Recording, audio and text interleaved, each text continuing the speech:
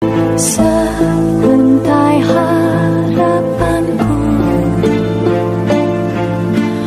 untuk mencintai. Bismillahirrahmanirrahim. Assalamualaikum warahmatullahi ta'ala wabarakatuh. Jumpa kembali bersama saya Yusuf Agai. Salam sehat selalu dimanapun saudara berada. Tentunya kita masih tetap membahas seputaran permasalahan saraf terjepit dan menambah tutorial di salah satu titik bagaimana cara mengatasi. Di kesempatan ini sedikit kami mengambil waktu. Kita kedepannya terus next dengan video berikutnya akan membahas apa saja penyebab saraf terjepit itu, bagaimana cara mengantisipasi dan mengatasi saraf terjepit itu juga.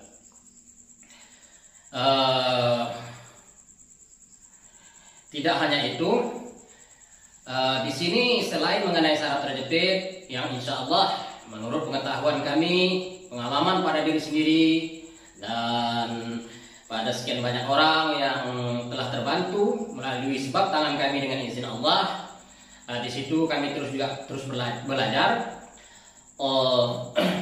Bukan hanya permasalahan saraf terjepit, ini juga tentang mengenai permasalahan angin, urat-urat kaku, otot kaku dan otot lemah.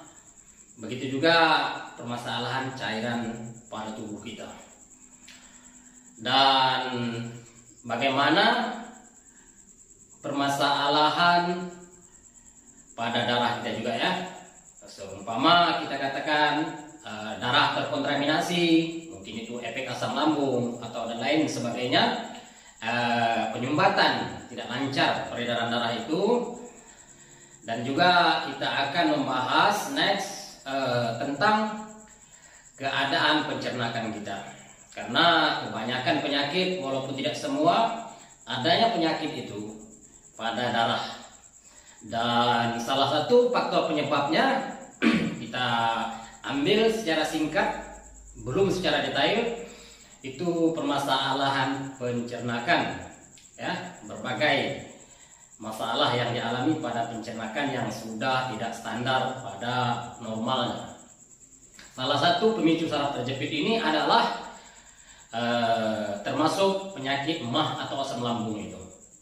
Nanti kita akan membahas juga apa itu MAH, apa itu asam lambung, apa itu GERD, apa itu gastritis, ya. Dan apa yang terjadi pada lambung itu, apa yang terjadi pada usus sehingga menimbulkan penyakit komplikasi. Ya, baik itu bagian kepala, vertigo atau lain sebagainya macam, sakit berat bingkai, punggung, pinggang, bahkan pada perut itu sudah biasa berbagai rasa, panas, berdebar, cemas, ya, mual, yang rasa mual pada tenggorokan, pahit, masam, ya, enak, segala macam, sesak, dan sampai mengakibatkan kebas kram pada kaki, kebas hilang rasa, sebagian orang mengatakan hilang rasa, ya, kebas itu. Mengalami kaki dan tangan dingin seperti kena rendam dengan air dalam jangka waktu panjang, dan hingga menyebabkan penyakit ambeien. Nanti kita akan membahas secara detail, tuntas, bagaimana juga cara mengatasinya. Yang mana permasalahan penyakit ambeien sudah kami bahas pada video yang telah kami unggah beberapa bulan yang lalu. Nanti kita akan memperjelaskan. Kali ini kita akan memperagakan permasalahan pada perut dan pinggang.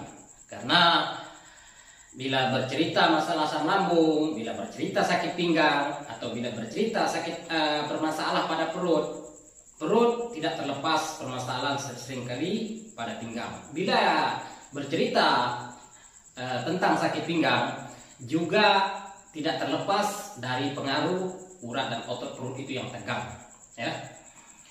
Jadi di sini kita memperagakan bagaimana cara mengatasi otot perut kaku dan lemah. Yaitu ada 2 metode. Silakan perhatikan dan simak baik-baik. Oke, kita lanjut.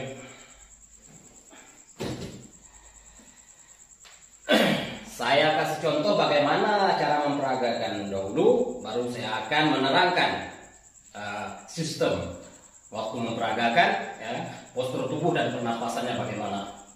Bagaimana waktu nahan napas, menarik napas, dan melepaskan napas ketika melepaskan gerakan. Perhatikan baik-baik.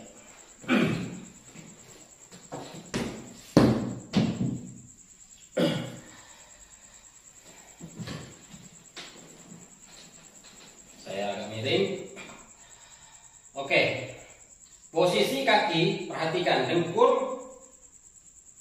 Pertama, kita mengambil posisi dalam keadaan dengkul diletakkan ke lantai dengan posisi rileks, aman dan nyaman seluruh tubuh. Tidak ada yang kaku, baik itu punggung belakang, leher dan segala macam, khususnya pinggang dan pinggul. Oke, perhatikan. Saya ambil posisi di belakang. Ya, jari ya, seluruh jari di ke lantai, seluruh jari. Oke, tidak mau melebar seperti ini kaki atau mengucuk, rata, center. Oke ya, perhatikan. Oke, saya berbalik, akan memperagakan.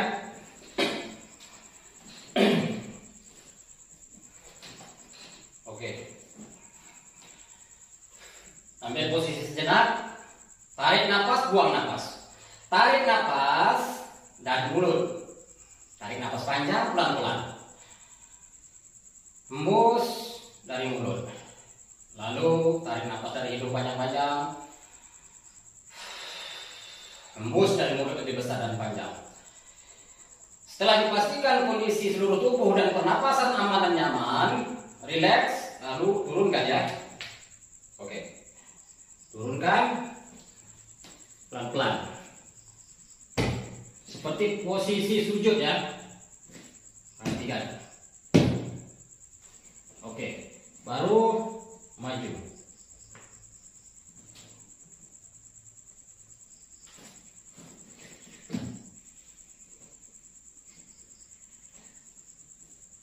Diamin sejenak,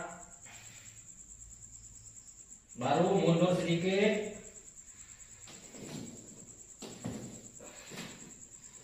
Oke, turunkan.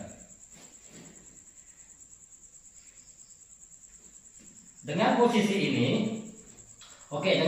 ini, setelah pasti rasa seluruh tubuh dan pernapasan aman dan nyaman, lalu kita menarik nafas secara perlahan.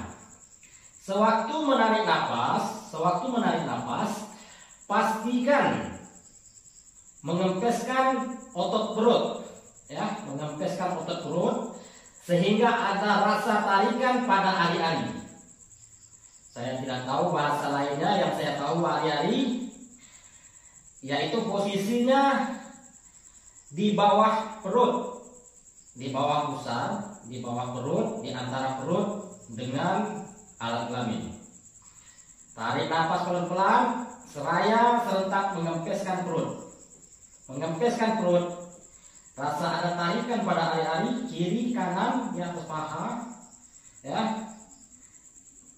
Lalu menahan, tapi posisi kepala merapat ya, karena saya harus berbicara, saya tidak merapatkan kepala ke lantai.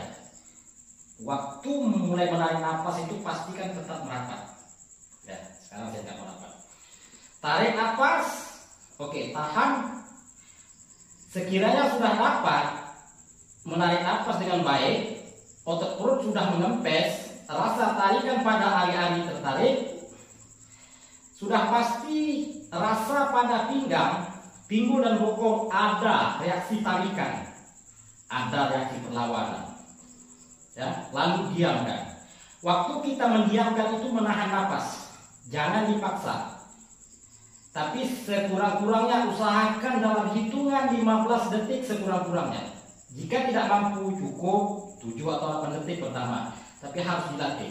Oke, saya peragakan. Mulai.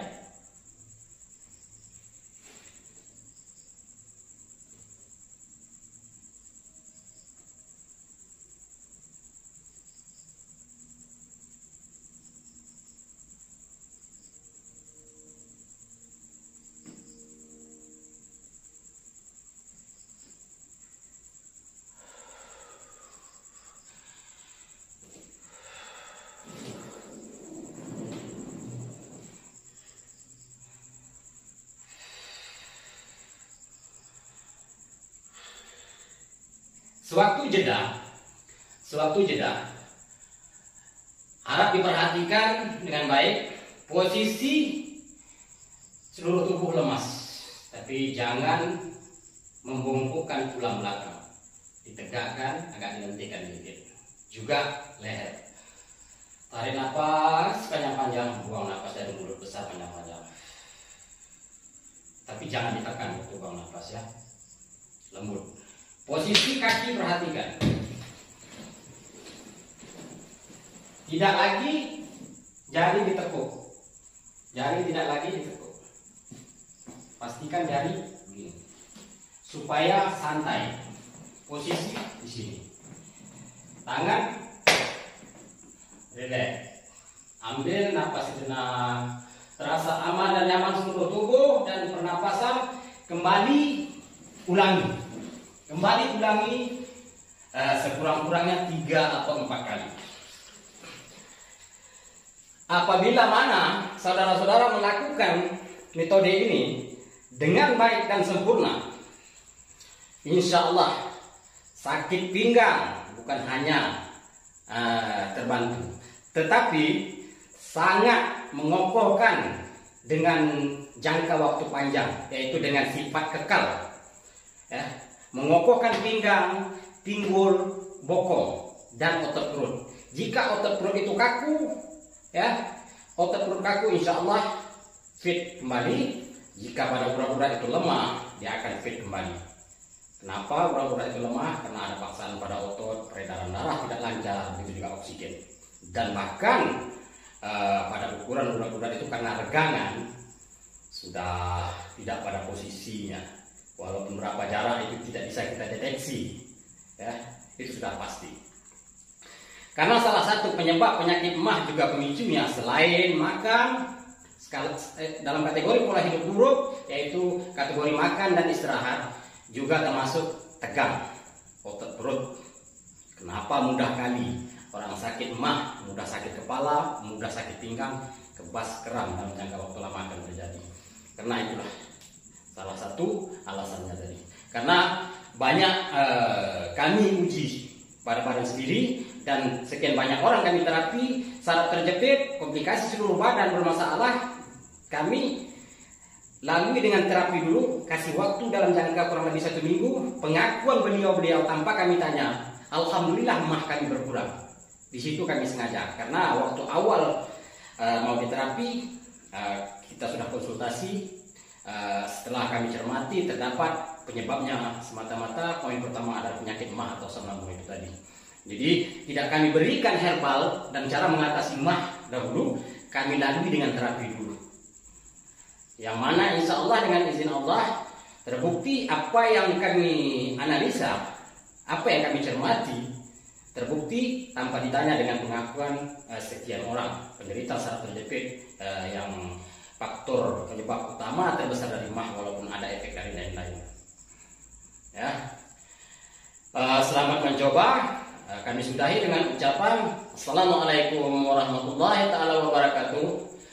Jumpa kembali di video berikutnya dan kita akan terus mengembangkan, ya, dengan apa pengalaman yang telah kami miliki dengan izin Allah membuahkan hasil untuk sekian banyak orang, terutama dari badan kami sendiri. Dan kita akan terus belajar, ya, untuk kebaikan dan manfaat kita semua. Sebelumnya kami ucapkan terima kasih. Wabillahi taufiq wal hidayah. Assalamualaikum warahmatullahi taala wabarakatuh. Tidak terlupakan salam sehat selalu dimanapun saudara berada. Jangan lupa tetap mengikuti video-video yang akan datang, dan silahkan jika ada keperluan permasalahan tubuh saudara-saudara untuk cara mengatasinya, silahkan cek terus scroll video ke bawah. Tinggal memilih di mana kecocokan. Misalnya saudara sakit bahu, ya, atau masalah telapak kaki, atau permasalahan daripada kaki, ini insya Allah bisa diatasi dengan sendiri semuanya. Asalkan betul-betul ya diperhatikan, dicermati caranya, dan lakukan dengan konsisten. Sampai jumpa.